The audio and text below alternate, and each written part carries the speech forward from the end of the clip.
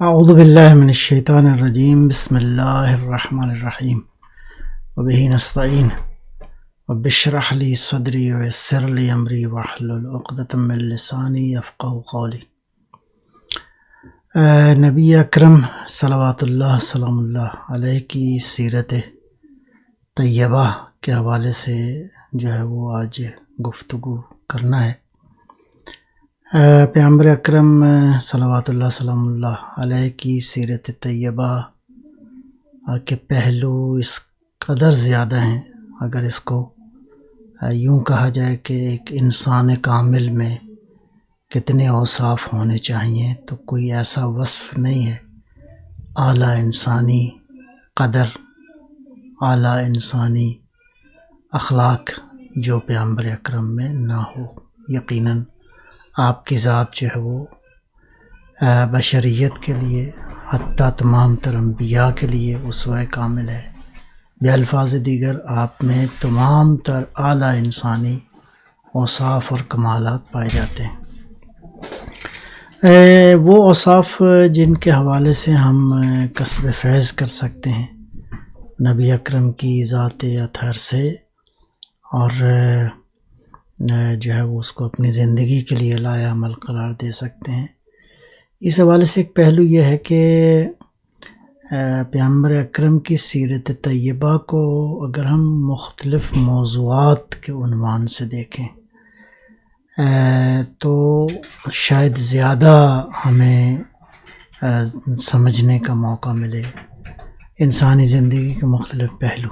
مثلاً فرض کریں حضرت صلی اللہ علیہ وآلہ وسلم کی شخصیت بحیثیت ایک مبلغ، آپ کی تبلیغ کیسی تھی، روش کیسی تھی، اور کس انداز سے آپ نے تبلیغ فرمائی۔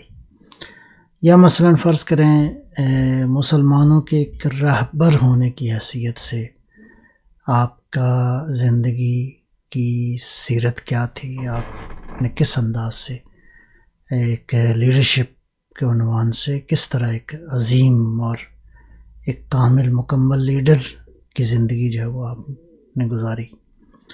یا مثلاً فرض کریں ایک ایسا انسان جو کہ ایک فیملی کا رہبر ہے، ایک فیملی کا سربراہ ہے، تو فیملی کے ساتھ، خاندان کے ساتھ آپ کے تعلقات جو ہیں وہ، اور کس طرح آپ نے سیرت کے حوالے سے نقوش جو ہے وہ انسانیت کے لیے چھوڑے ہیں۔ پھر ایک عنوان بنتا ہے مثلاً فرض کریں آپ کا جو تعلق امت کے ساتھ، اپنے اصحاب کے ساتھ، اپنے ساتھیوں کے ساتھ، اپنے چاہنے والوں کے ساتھ جو ہے وہ کیا تھا۔ تو یہ مختلف پہلو ہیں۔ یا مثلاً آپ کی سیرت طیبہ میں عبادت کا پہلو کیا ہے، کس طرح عبادت آپ نے فرمائی۔ اس کو آپ کہہ سکتے ہیں سیرت موضوعی۔ گزشتہ چند سال سے علماء کرام نے ایک بہت ہی خوبصورت انداز سے قرآن کریم کی ایک تفسیر کا سلسلہ جو ہے وہ شروع کیا ہے، اور بہت ہی خوبصورت ہے۔ وہ ہے قرآن کریم کی تفسیر موضوعی۔ آپ ایک موضوع کو لیتے ہیں اور بارگاہ قرآن میں جاتے ہیں کہ قرآن کی رائے کیا ہے، قرآن کس انداز سے اس موضوع کو بیان فرماتے ہیں۔ لہٰذا ممکن نہیں ہے کہ کسی صرف ایک ہی آیت سے آپ کلی مفہوم کو درک کر لیں جب تک کہ اس ٹاپک کے حوالے سے قرآن کریم کے ایک کی گفتگو کو سارے حوالوں سے نہ جانیں۔ مثلاً فرض کریں علم پہ قرآن نے کیا گفتگو فرمائی ہے، مثلاً کائنات کی خلقت پہ قرآن کریم نے کیا گفتگو فرمائی ہے، مثلاً توحید پہ قرآن کریم کی روش کیا ہے، کیا گفتگو فرمائی ہے، مثلاً قرآن کریم رسالت پہ کیا گفتگو فرماتا ہے، وہ الی ھذا القیاس بہت سارے موضوعات جو ہیں وہ۔ تو اس اعتبار سے تمام تر معصومین علیہم السلام کی سیرت کو سمجھنے کی ایک روش یہی ہے کہ آپ موضوع کے عنوان سے اس ہستی، اس معصوم کی شخصیت کو جانیں۔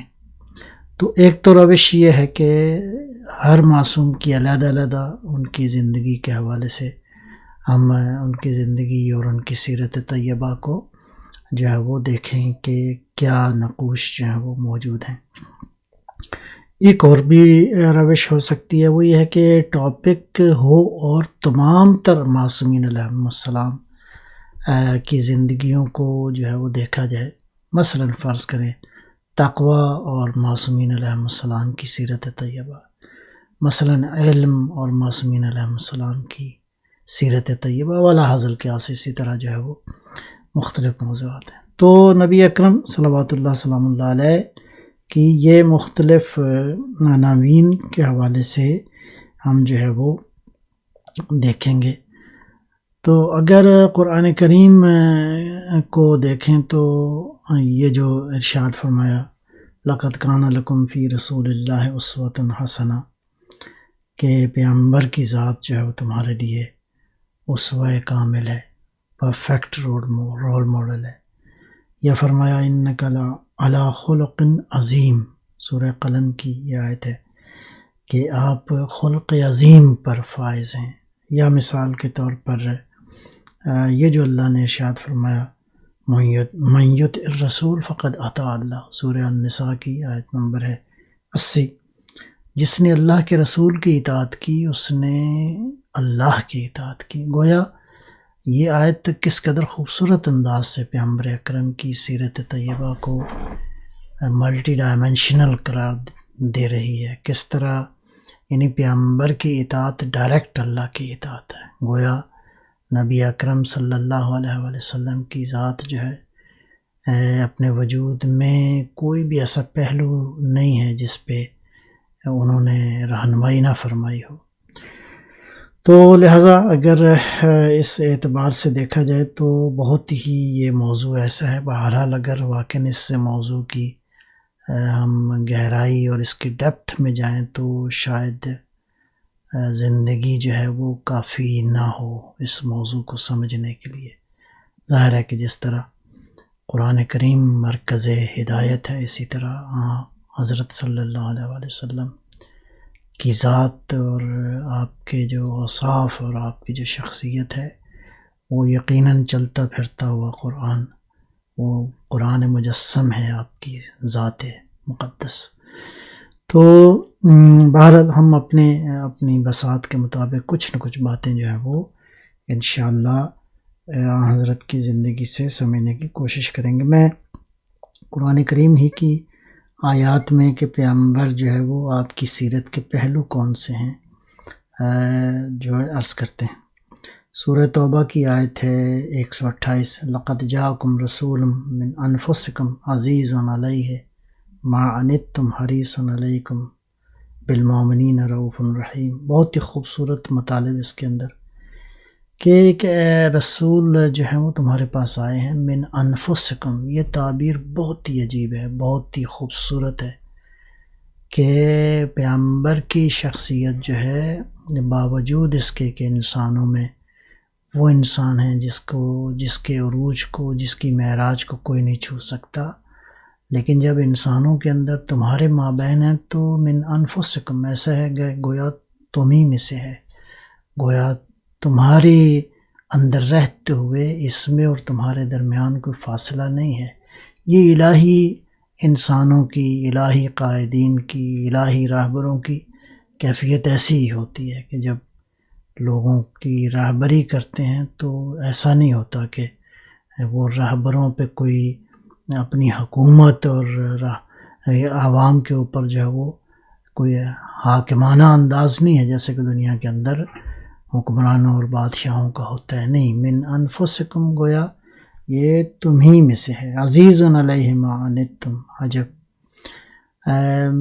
اس کے لیے ہر وہ چیز جس سے تمہیں تکلیف ہوتی ہے اس کو بھی بہت تکلیف ہے، یعنی امت کے انسانوں کی تکلیف کو یہ برداشت نہیں کر سکتا، اتنا ہی تکلیف دہ وہ امر ہے۔ اگر انسان کہیں تکلیف میں ہو تو پیغمبر کے لیے واقعاً جو ہے وہ تکلیف دہ ہے۔ حریص علیکم، یہ حریص یعنی گویا تمہارا عاشق ہے، یہ چاہتا ہے کہ تم سب ٹھیک ہو جاؤ۔ کیا خوبصورت اینگل ہیں آپ کی شخصیت کے، آپ کی شخصیت کے مختلف پہلو۔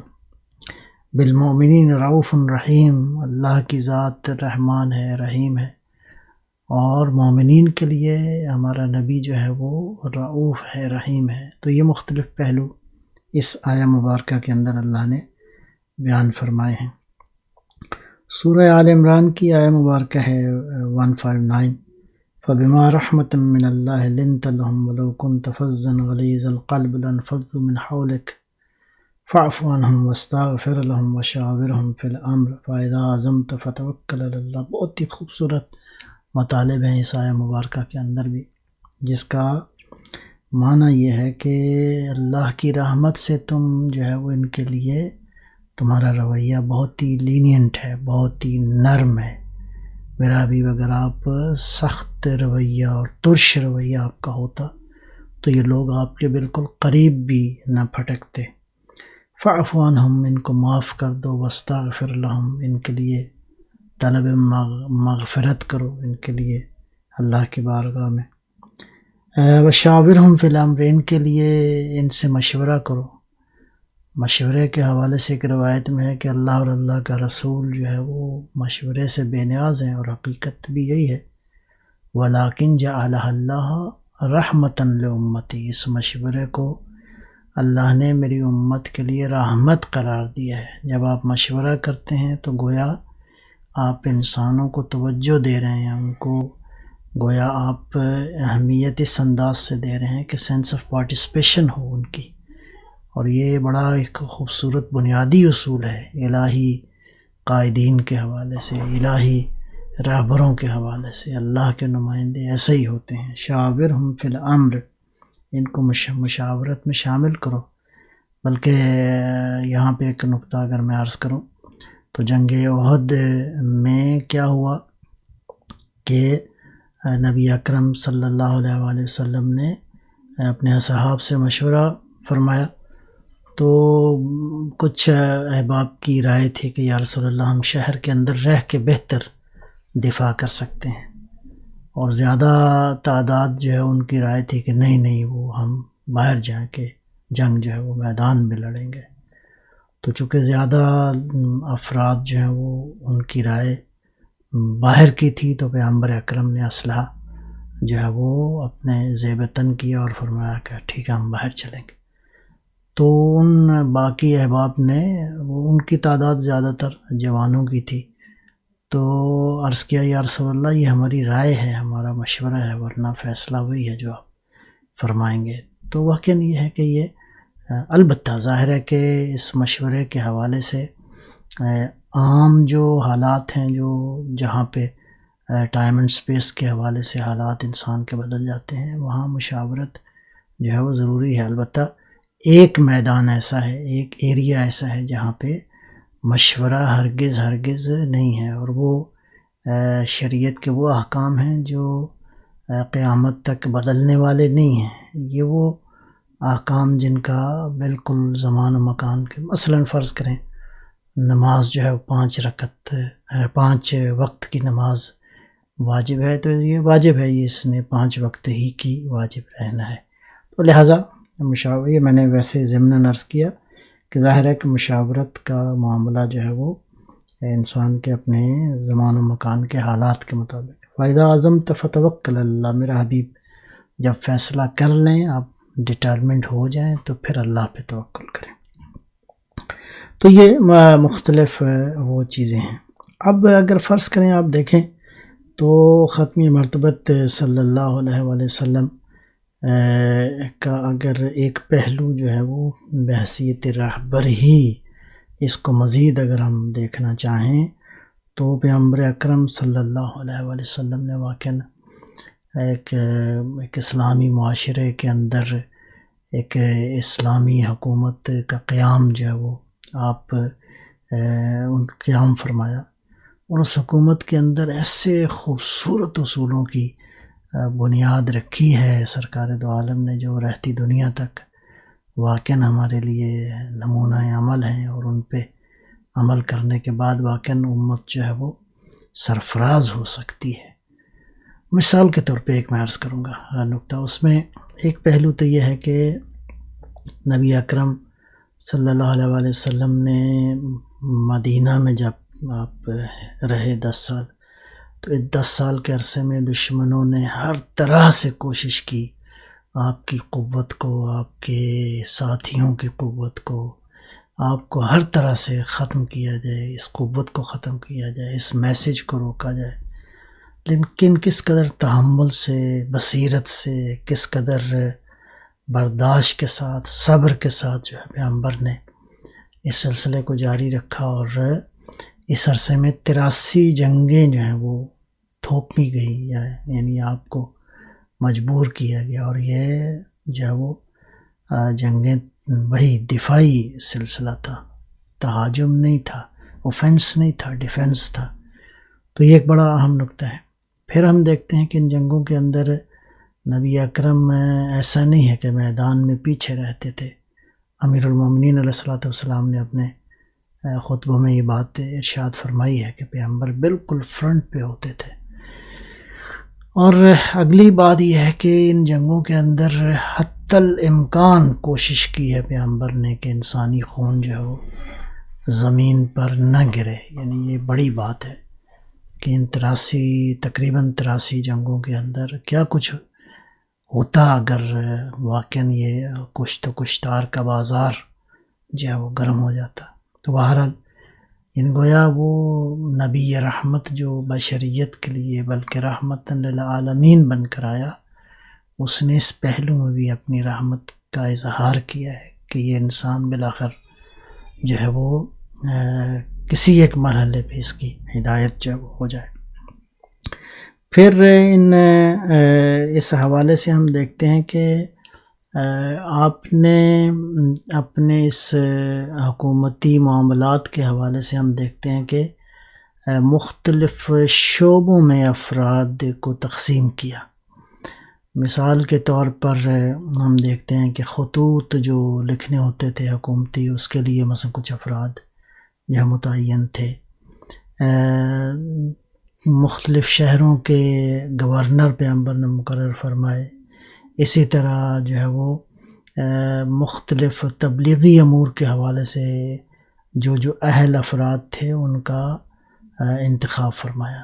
تو یہ جتنے بھی افراد پیغمبر اکرم نے مختلف عہدوں پہ، بعض محققین کہتے ہیں کہ نبی اکرم نے 236 افراد جو ہیں وہ اس انداز سے مختلف منصب جو ہے ان کو عطا فرمائے.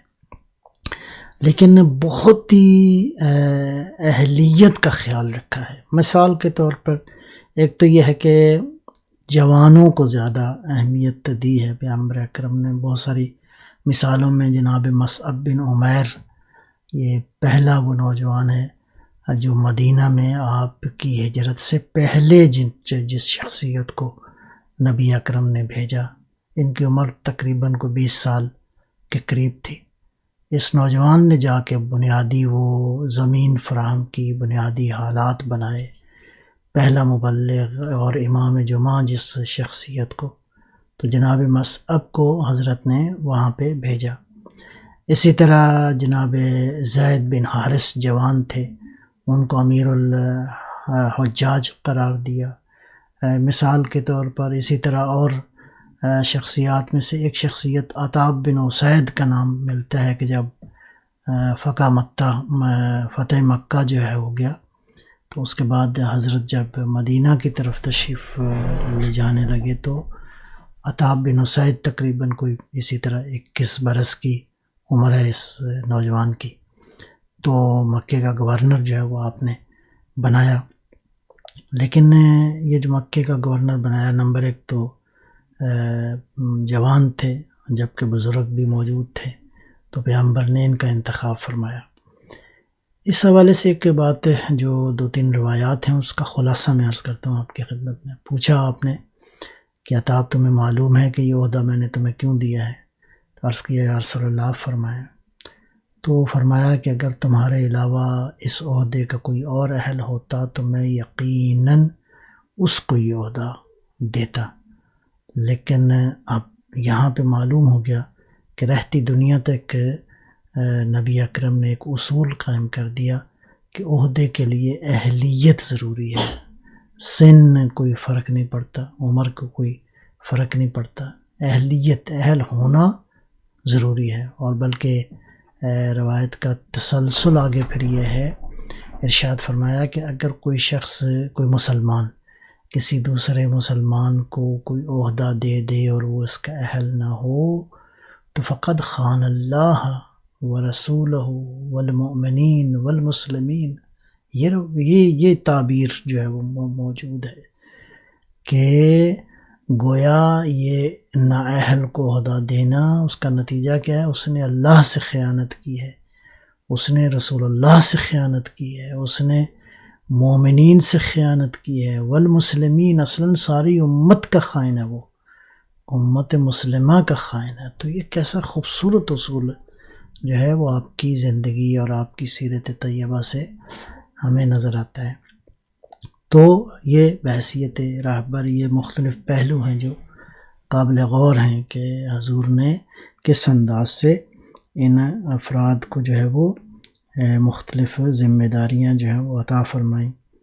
اسی طرح بہرحال ایک معروف شخصیت تو حضرت بلال ہیں، جن کے ذمہ اذان، ایک مؤذن کی شرائط کیا ہونی چاہیے اور کیسا مؤذن ہونا چاہیے، بہرحال یہ ایک پہلو ہے۔ امیر المومنین علی ابن ابی طالب علیہ الصلوۃ والسلام کو جو پیغمبر اکرم نے خصوصاً جنگوں میں، خصوصاً اس کے علاوہ بہت سارے معاملات میں یمن کی تبلیغ کے حوالے سے اور ان معاملات کو دیکھنے کے لیے جناب معاذ بن جبل کو حضرت نے بھیجا، خالد بن ولید بھی گئے لیکن کوئی کامیابی نہ ہوئی، بالآخر امیر المومنین علی ابن ابی طالب علیہ السلام گئے اور آپ کے جانے کے بعد وہاں کا بہت بڑا ایک قبیلہ جو ہے وہ غالباً بنی ثقیف، تو وہ سارے کے سارے مسلمان ہو گئے۔ تو اس کا مطلب یہ ہے کہ یعنی اس حوالے سے یہ سیرت کے مختلف پہلو ہیں کہ تقسیم کار نمبر 1، نوجوانوں کو، جوانوں کو اہمیت دینا نمبر 2، اہلیت کو دیکھنا نمبر 3، یہ بہت بنیادی اصول ہیں جن کو ہمیں دیکھنے کی ضرورت ہے۔ ایک اور پہلو عرض کرتے ہیں، وہ ہے تبلیغ کے لیے آپ نے جس صبر کا، جس استقامت کا مظاہرہ فرمایا وہ واقعاً بے مثال ہے۔ سارے انبیاء علیہم السلام میں آپ کی ذات واقعاً والا مقام ہے کہ یہ بات بھی علماء بیان کرتے ہیں، فرماتے ہیں کہ نبی اکرم صلی اللہ علیہ وآلہ وسلم کی ذات وہ ذات ہے جنہوں نے اپنی امت کے لیے بد دعا نہیں کی۔ سارے انبیاء نے تقریباً اسی طرح ہوا، لیکن اس امت کے لیے بد دعا نہیں کی۔ اللہ اکبر، کس قدر صبر کا مظاہرہ تھا۔ اس صبر کے حوالے سے طائف کا واقعہ جو ہے بعثت کے 10ویں سال پیش آیا، آپ تشریف لے گئے، تو اس قدر تاریخ نے لکھا ہے کہ آپ کا سر سے پاؤں تک جو ہے وہ بدن لہو لہان تھا۔ اللہ اکبر، اللہ اکبر، اس قدر وہاں کے لوگوں نے پتھر مارے اور آپ پہ ظلم کیا۔ تو کہتے ہیں کہ جبرائیل علیہ السلام آئے اور آپ کی خدمت میں سلام پیش کیا اللہ کی جانب سے، اپنی جانب سے، اور عرض کیا یا رسول اللہ، اللہ نے فرمایا اگر آپ کہیں تو ہم اس قوم کو پہاڑوں کے درمیان پیس کے رکھ دیں۔ فرمایا کہ اللہ کی خدمت میں میری طرف سے عرض کرو کہ اللہم اہد قومی، اے اللہ میری قوم کو ہدایت دے دے، یہ مجھے جانتے نہیں ہیں، یہ میری معرفت نہیں رکھتے۔ السلام علیکہ یا رسول اللہ، درود و سلام ہو اس ذات پر جو واقعاً رحمت للعالمین ہے، جس کی ذات واقعاً کائنات میں اسوہ ہے بشریت کے لیے، مخلوقات کے لیے۔ تو یہ صبر و استقامت ایک تبلیغ کے حوالے سے جس قدر آپ نے، بلکہ یہ بھی روایت ہے کہ خدا کی قسم جتنی مصیبتیں مجھ پر آئی ہیں اتنی سابقہ انبیاء پر نہیں آئیں، ہرگز۔ تو ایک مبلغ کے حوالے سے کیسا مبلغ ہونا چاہیے۔ پھر اس تبلیغ کے اندر جو ہے وہ ایک نقطہ بہت اہم ہے کہ کہیں ہم یہ نہیں دیکھتے کہ پیغمبر نے زور سے دھونس کے ساتھ کوئی بات کہی ہو، ہمیشہ جو ہے وہ نرم لہجے میں، اور دوسرا برہان کے ساتھ، دلیل کے ساتھ جو ہے وہ سرکار دو عالم صلی اللہ علیہ وسلم نے جو ہے تو بات فرمائی. اور یہ آپ ہی کا اخلاق ہے جس سے آج صدیوں کے بعد ہم دیکھتے ہیں کہ آپ کا پیغام جو ہے دنیا میں ہر جگہ پہنچا ہے. تو لہٰذا ہمیں دیکھنے کی ضرورت ہے سرکار دو عالم صلی اللہ علیہ وسلم کی سیرت طیبہ سے کیسے ہم استفادہ کر سکتے ہیں. اور بھی بہت سارے پہلو ہیں، ظاہر ہے کہ تفصیل میں اگر واقعاً ہم جا سکیں تو نورانیت ہی نورانیت ہے آپ کی شخصیت اور آپ کی سیرت طیبہ کے اندر. تمام تر بشریت کے لیے، خصوصاً امت مسلمہ کے لیے، وہ امت جو آپ کا کلمہ پڑھتی ہے، وہ امت. اور میں سمجھتا ہوں کہ ایک بات یہاں پہ بتانا یہ بھی ضروری ہے کہ جس شخصیت نے عشق رسول میں انتہا کر دی وہ علی ابن ابی طالب علیہ السلام ہے. وہ مولا کائنات امیر المومنین علی ابن ابی طالب ہیں جنہوں نے واقعاً پیغمبر کے سامنے جو ہے وہ اس طرح خضوع اور خشوع کا اظہار. وہ علی جو مرد میدان تھا، وہ علی جو لیکن پیغمبر کے حضور کس قدر نرم تھے، کس قدر واقعاً ایک فالوور کو جس طرح ہونا چاہیے، ایک ایسا انسان جو پیغمبر کی بارگاہ میں پیغمبر کا مطیع ہو. من یطع الرسول، اس پہ اگر آپ دیکھیں کہ اس آیت پہ جس ہستی نے واقعاً بے مثال عمل کیا ہے وہ من یطع الرسول یعنی علی ابن ابی طالب، کامل ترین مثال ہے. فقد اطاع رسول، فقد اطاع اللہ. جو اللہ کے رسول کی اطاعت کرے گا اس نے اللہ کی اطاعت کی ہے. بہرحال آج کی گفتگو کو بہرحال میرا خیال ہے یہیں پہ ہم جو ہے وہ ختم کریں گے، اس دعا کے ساتھ کہ انشاءاللہ اللہ تعالی ہمیں سیرت النبی کے نورانی گوشوں سے استفادہ کرنے کی توفیق عطا فرمائے، اور انشاءاللہ اسی طرح ہماری دنیا و آخرت جو ہے وہ نورانی سعادت مند ہو جائے. السلام علیکم ورحمۃ اللہ وبرکاتہ.